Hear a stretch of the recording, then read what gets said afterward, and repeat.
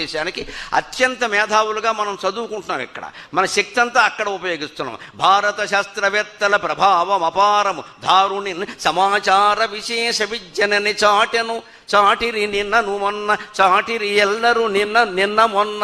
భారత శాస్త్రవేత్తల ప్రభావం అపారము, దారుణి సమాచార విశేష విజ్ఞనని చాటిరి పెద్దలు నిన్న మొన్న.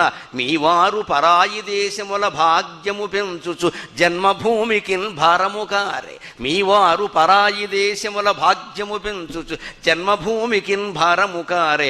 అమ్మకు ఉపవాసములు అత్తకు పాయసములా, అమ్మకు ఉపవాసములు అత్తకు పాయసములా.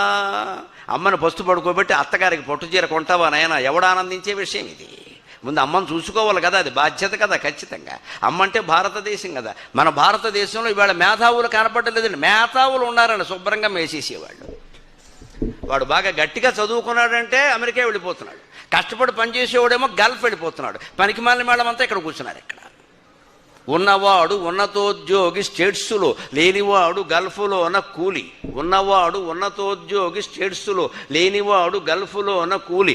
బద్ధకస్తులెల్ల భారతాంబిక పాలు, ఎట్లు బాగుపడునో ఈ ధరిత్రి. ఇది ఆవేదన. సాగర ఘోష కావ్యంలో రాశాను నేను. మనం చదువుకున్నామంటే ఇక్కడే ఉండాలమ్మా. నా మాటల వల్ల ఖచ్చితంగా నేను అడుక్కు తినేనా సరే భారతదేశంలోనే బతుకుతాననే నిర్ణయానికి మీలో 10 మంది రాగలిగినా నా ప్రవచనం సార్థకమైనట్టు లెక్క. నా ప్రవచనం సార్థకమైనట్టు లెక్క.